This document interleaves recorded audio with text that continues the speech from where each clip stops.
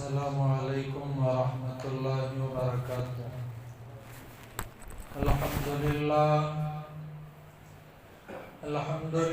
الواحد المتوحد بالوحدانیت هو اللہ، الفرد المتفرد بالفردانیت هو اللہ، العزیز المتعزز بالعزت هو اللہ، القدیر المقتدر بالقدرت هو اللہ، قبل كل شيء هو الله، بعد كل شيء هو الله، الأول هو الله، والظاهر هو الله، الأول هو الله، والآخر هو الله، الظاهر هو الله، والباطن هو الله، أول الأولين هو الله، آخر الآخرين هو الله، أما بعد فأعوذ بالله من الشيطان الرجيم، بسم الله الرحمن الرحيم، ادع إلى سبيل ربك بالحكمة والموعظة الحسنة، وقال تعالى في مقام آخر، والعصر إن الإنسان لفي خسر إلا الذين آمنوا وعملوا الصالحات وتواصوا بالحق وتواصوا بالصبر، صدق الله العظيم۔ وقال النبي صلى الله عليه وسلم: نعمتان مغبون فيهما كثير من الناس، الصحة والفراغ، وقال عليه الصلاة والسلام: بلغوا عني ولو آية، وقال عليه الصلاة والسلام: المؤمن مرآة المؤمن، أو كما قال النبي صلى الله عليه وسلم۔ اللهم صل على محمد وعلى آل محمد كما صليت على إبراهيم وعلى آل إبراهيم إنك حميد مجيد، اللهم بارك على محمد وعلى آل محمد كما باركت على إبراهيم وعلى آل إبراهيم إنك حميد مجيد۔ محترم سامعین، برادران عزیز، دو باتیں عرض کرنی ہے۔ پہلی بات یہ کہ وقت کی اہمیت کو خصوصاً مسلمان سمجھیں، اور دوسری بات پورے جذبے سے عبادت کریں، عبادت کے ساتھ نرمی کو بھی اختیار کریں۔ دو باتیں عرض کرنی ہے، اللہ سے دعا کریں اللہ مجھے صحیح صحیح کہنے کی توفیق عطا فرمائے۔ سب سے پہلی بات یہ ہے کہ آپ صلی اللہ علیہ وسلم نے فرمایا کہ دو چیزیں ایسی ہیں جن کے بارے میں لوگ دھوکے میں ہیں۔ ایک چیز صحت ہے، دوسری چیز وقت کی فراغت ہے۔ صحت اللہ کی ایک بہت بڑی نعمت ہے، اگر انسان کی صحت صحیح نہ ہو تو یہی انسان گھر والوں کے لیے، سب کے لیے بوجھ بن جاتا ہے۔ تو خصوصاً اپنی صحت کا خیال رکھنا ہر ایک کے واسطے ضروری ہے۔ اطباء کا قول آپ کے سامنے عرض کرتا ہوں۔ اطباء کہتے ہیں کہ آدمی علاج سے بہتر پرہیز کو لازم پکڑ لے، کھائے بھی ایک طرف، علاج بھی کرے ایک طرف، اس سے بہتر پرہیز کا اہتمام کر لیں، انشاءاللہ فائدہ ہوگا۔ اور دوسری بات وقت کی فراغت، یعنی زندگی اللہ کی طرف سے جو وقت ملا ہے اس کا اہتمام صحیح طریقے سے صحیح جگہ پر کریں۔ دیکھیں اللہ تبارک و تعالیٰ نے بہت ساری جگہ قسم کھائی، کبھی دن کی کبھی رات کی، والضحیٰ، دن کی روشنی کی قسم، واللیل اذا سجا، رات کے چھا جانے کی قسم، اور کبھی فلا اقسم بالشفق، شفق کی قسم کھائی، والفجر، فجر کی قسم، ولیال عشر، 10 راتوں کی قسم، اور ایک جگہ والعصر، زمانے کی قسم، اللہ مختلف جگہوں پر قسم کھا کر بندوں کو اظہار کر رہے ہیں کہ وقت کی اہمیت کو سمجھو۔ اللہ نے جو نعمتیں دنیا میں مسلمانوں کو عطا کی ہیں دوسروں کو بھی عطا کی ہیں، ان نعمتوں میں سب سے بڑی سب سے اہم جو نعمت اللہ نے عطا کی ہے وہ وقت ہے۔ دیکھیں لوگ تو بعض ایسے ہیں جو پیسہ ضائع کرتے ہیں اور بعض ایسے ہیں دوسری چیزوں کو ضائع کرتے ہیں، مگر وقت ایک ایسی چیز ہے اسے ہر ایک ضائع کر رہا ہے، چاہے مرد ہو کہ عورت ہو، چاہے غیر عالم ہو کہ عالم ہو، ہر ایک وقت کا ضائع کرنے کو معمول سمجھ رہے ہیں۔ وقت کی اہمیت کو سمجھنا ہے۔ وقت اللہ کے طرف سے ملی ہوئی ایک بڑی نعمت ہے۔ اگر اس لمحے میں جو ہمیں مل کر ہے ہم خطا کریں تو اس کی سزا صدیوں میں پانا پڑتا ہے، تو ہمیں چاہیے کہ ہمارے وقت بیکار جگہوں پر نہ جائیں، بلکہ ہم اپنے اکابرین کے معمولات کو پڑھیں، ان کے واقعات کو پڑھیں، ان کی زندگی کو پڑھیں، پھر اس سے سبق حاصل کر کر ہم اپنے اوقات کو ضائع ہونے سے بچائیں۔ دیکھیں اکابرین میں سے ایک اکابر حضرت مولانا عبید بن یعیش رحمۃ اللہ علیہ ہیں۔ ان کے بارے میں کتابوں میں یہ بھی لکھ کر ہے کہ یہ حضرت امام بخاری اور حضرت امام مسلم رحمۃ اللہ علیہ کے استاذ محترم تھے۔ ان کے بارے میں آتا ہے کہ کئی مرتبہ رات کے وقت میں اپنے ہاتھ سے کھانا نہیں کھاتے تھے، بلکہ حدیث لکھنے میں یہ اتنا زیادہ مصروف ہوتے تھے، ان کی سگی بہن آ کر ان کے منہ میں روٹی کے نوالے ڈالتی اور یہ اپنے ہاتھ سے حدیث لکھنے میں مشغول رہتے۔ جب ان کا پیٹ بھر جاتا تو اپنی بہن سے کہتے بہن بس کر دو۔ تو ایسا اپنے وقت کو ضائع کرنے سے ہمارے اکابر بچاتے تھے۔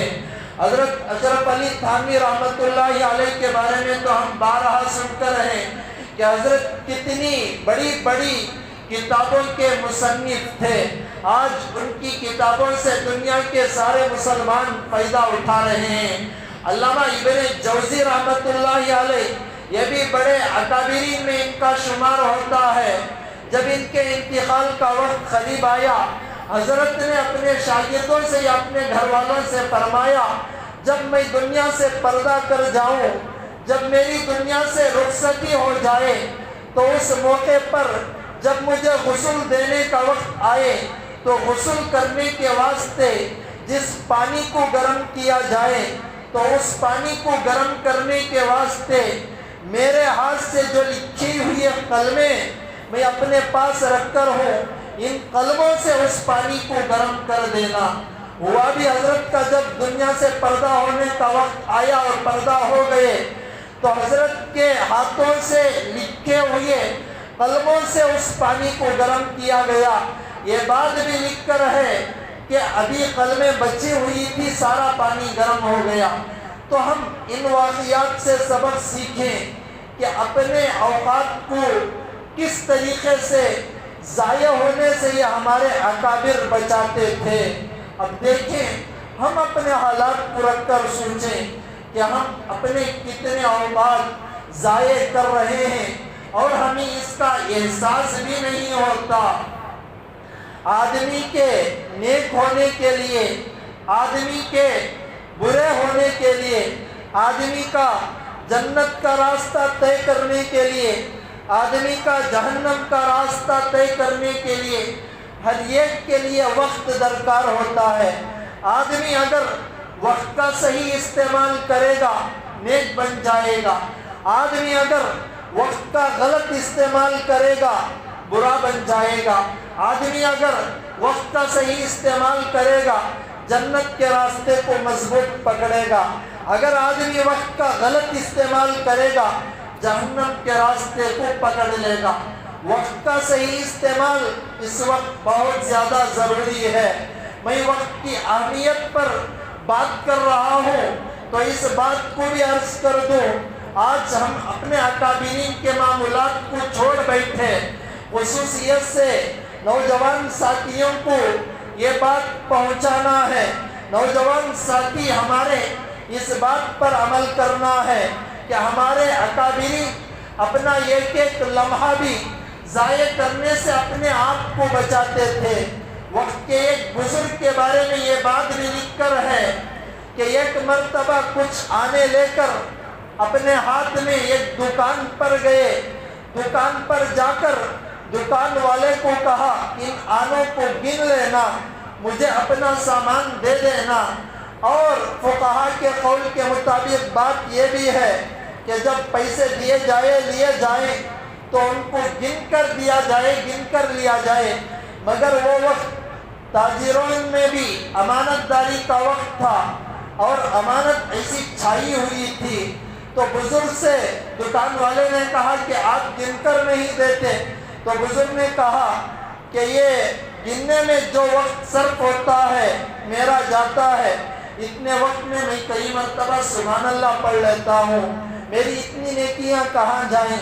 تو وقت کی اہمیت کو سمجھتے تھے، مگر ہم اپنے آپ کو، اپنے کردار کو اور اپنے کام کو سامنے رکھ کر سوچیں کہ ہم کر رہے ہیں کیا۔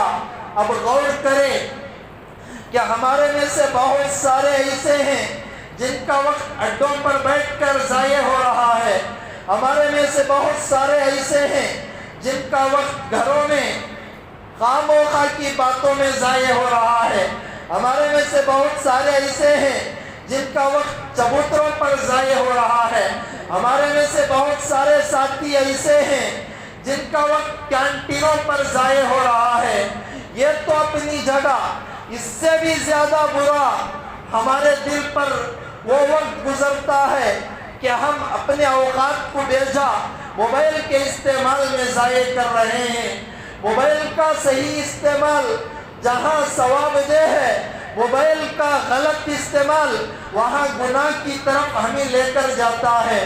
اور موبائل اس وقت ایک ایسی چیز بن گئی ہے، صبح سے لے کر شام تک مسلمان قرآن کھولے یا نہ کھولے، مسلمان ہاتھ میں تصریح لے کر پڑھے یا نہ پڑھے، مگر موبائل دن میں 10 مرتبہ ہم کھول کر دیکھتے ہیں۔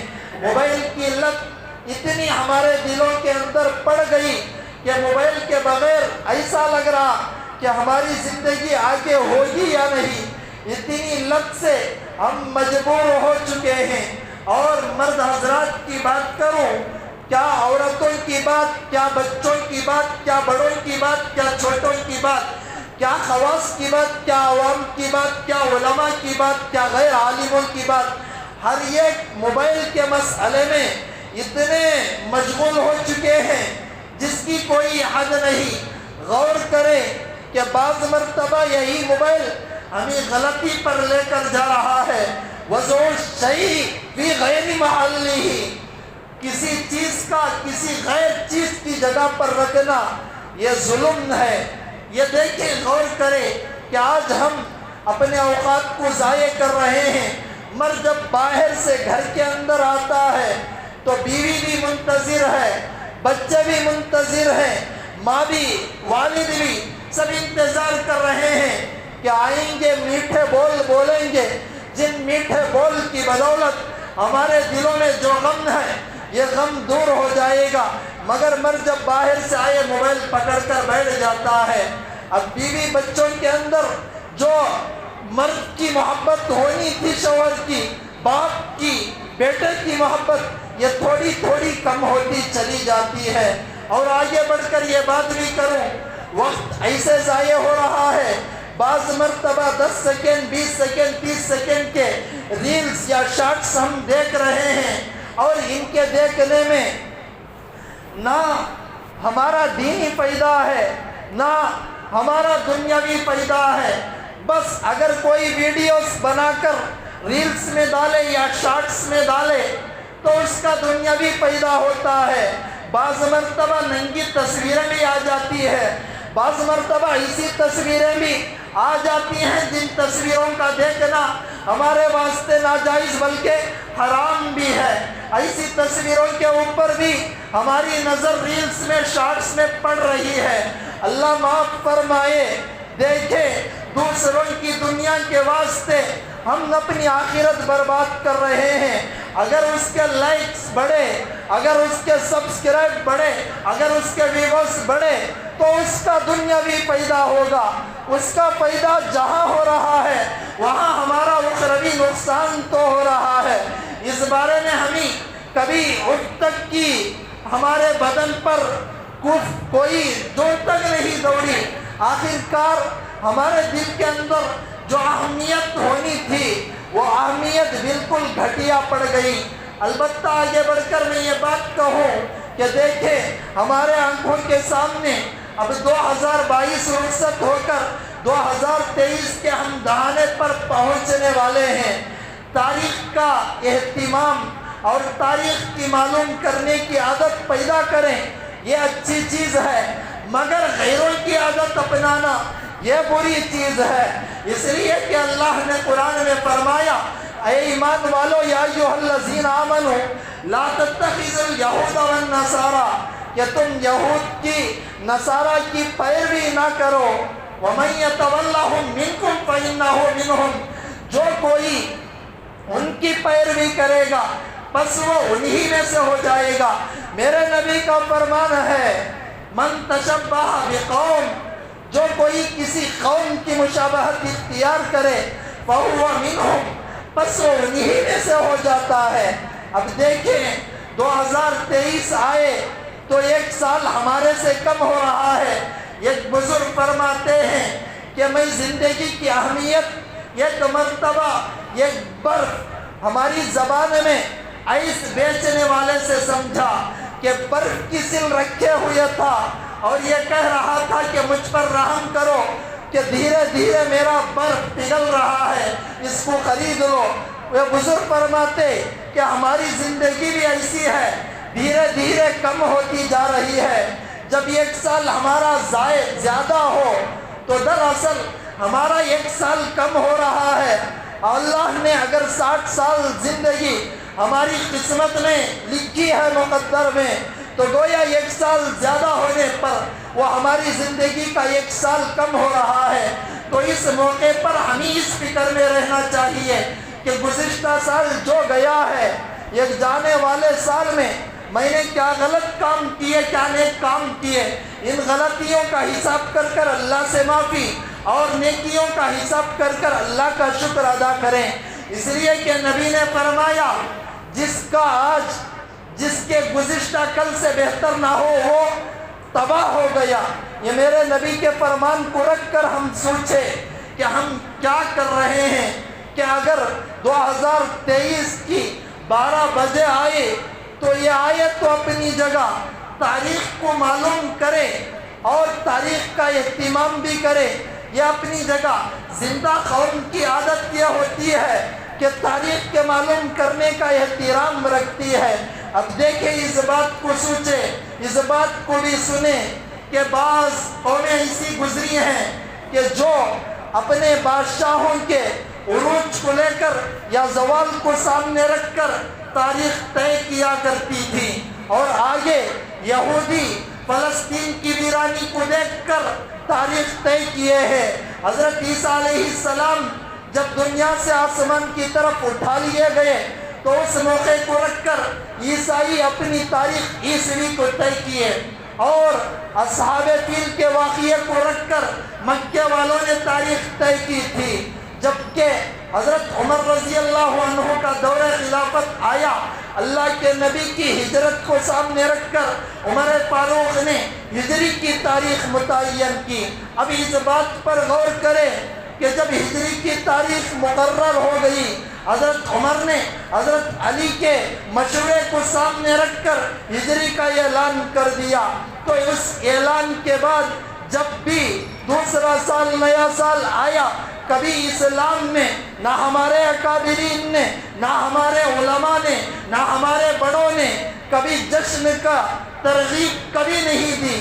آج ہمارے مسلمانوں میں سے بعض نوجوان ایسے ہیں جب 1 جنوری آتا ہے تو تو اس موقع پر ہیپی نیو ایئر کی مبارکبادی دوسروں کو دیتے ہیں، جبکہ یکم محرم الحرام، ایک محرم الحرام کی مبارکبادی دینے کی ترغیب ہمارے اکابرین سے، ہمارے صحابہ سے، ہمارے تابعین سے، ہمارے علماء سے ثابت نہیں ہے، تو کہاں یکم جنوری کی مبارکباد دینے کی پیشکش ہمارے یہاں ثابت ہوگی؟ تو اس لیے غیروں کے طریقوں سے اپنے آپ کو بچائے، غیروں کی مشابہت سے اپنے آپ کو بچائے، اس لیے کہ نبی کا فرمان ہے من تشبہ بقوم، جو کسی قوم کی مشابہت اختیار کرے گا فہو منہم، بس وہ انہی میں سے ہو جاتا ہے۔ بس ہمیں جو دین ملا ہے یہ اللہ کی طرف سے سارے ادیان سے افضل ہے۔ ان الدین عند اللہ الاسلام، اللہ کا فرمان ہے وَمَن يَبْتَغِ غَيْرَ الْإِسْلَامِ، دوسرے ادیان فَلَن يُقْبَلَ مِنْ، اللہ قبول نہیں کرتے۔ یہ ہمیں جو دین سب ادیانوں سے ممتاز اللہ نے عطا کی ہے، اس دین کی محبت اپنے دلوں کے اندر اتاریں، صحابہ کے نبی کے نقش قدم پر اپنے آپ کو چلانے کی فکر کریں۔ وقت کی اہمیت، وقت کی قدر و قیمت کے بارے میں بات کر رہا تھا۔ اس وقت کی اہمیت کو، اس وقت کی قدر و قیمت کو سمجھنے کی بھرپور کوشش کریں۔ نہ موبائل پر، نہ اڈوں پر، نہ کینٹینوں پر، نہ ایسی ویسی جگہوں پر بیٹھ کر اپنے وقت کو ضائع کریں۔ اکابرین کے واقعات کو بھی میں نے آپ کے سامنے ظاہر کیا، بیان کیا کہ کیسے ہمارے اکابرین اپنے اوقات کو ضائع ہونے سے بچایا کرتے تھے۔ تو اس لیے ان واقعات کو سامنے رکھ کر اپنے اوقات کو یا تو عبادت میں لگائیں، یا تو دینی فائدوں میں لگائیں، یا تو دنیاوی فائدوں میں کم حالت میں لگائیں۔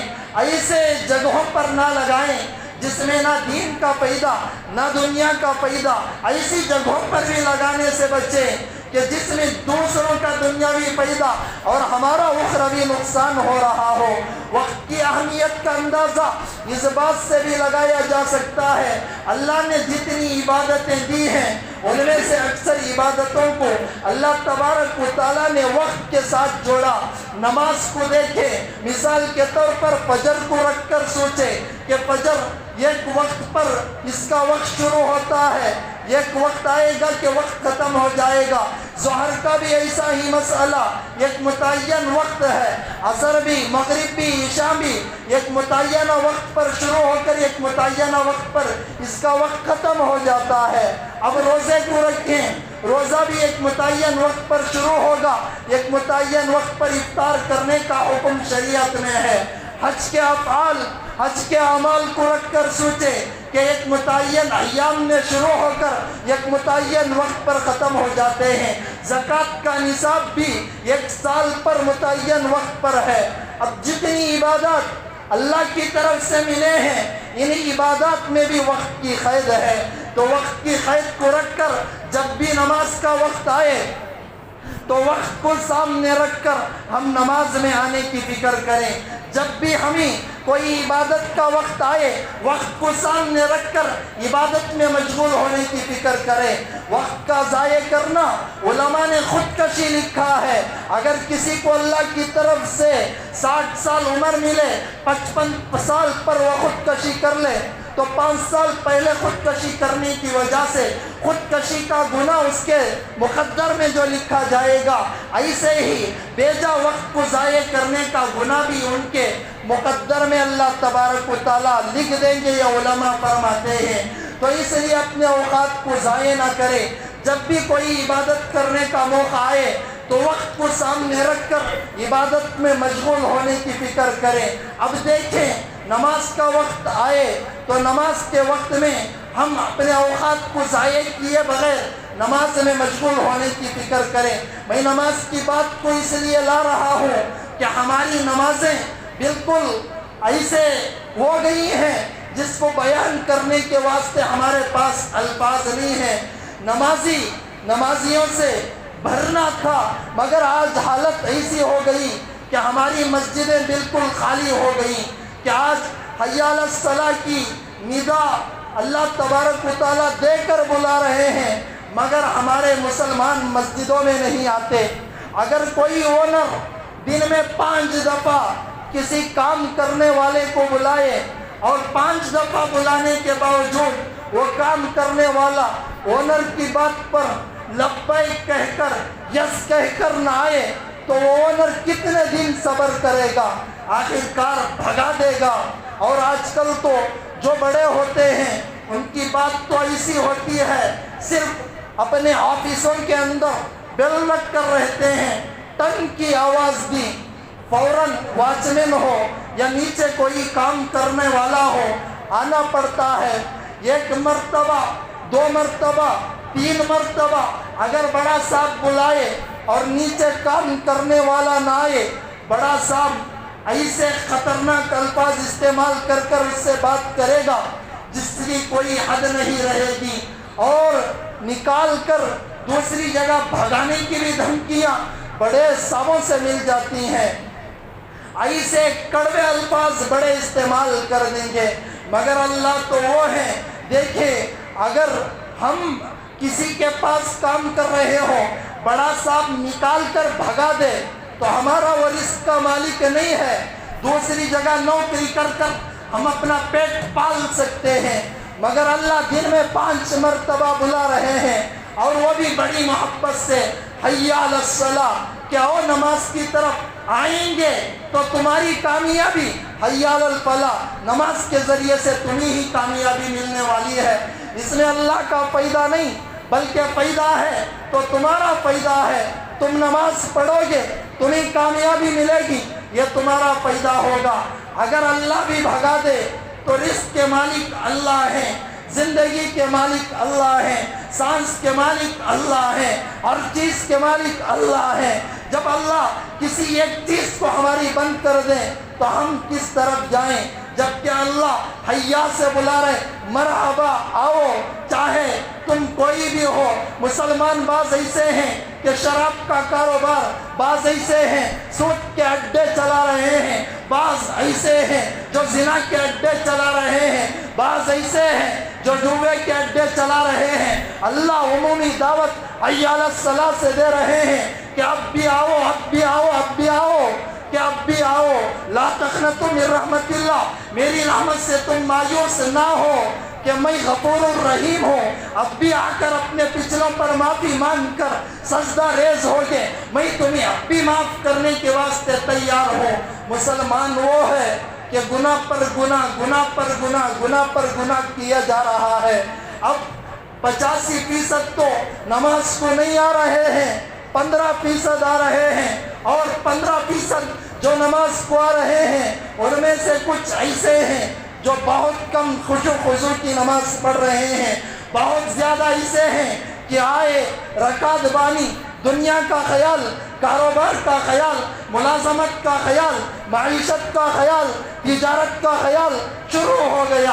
ایسی نماز ہم پڑھ رہے ہیں، کیا ہم اللہ کو اپنا منہ دکھائیں گے؟ اور بعض کی نمازیں تو ایسی ہیں کہ ہم ادھر رکعت باندھ کر اللہ کے سامنے الحمدللہ رب العالمین کے ذریعے سورہ فاتحہ شروع کر رہے ہیں، ضم سورت پڑھ رہے ہیں، مگر ہمارے ذہن میں، ہمارے خیال میں گناہوں کی پلاننگ چل رہی ہے کہ یہ گناہ کیسے کریں، یہ گناہ کیسے کریں۔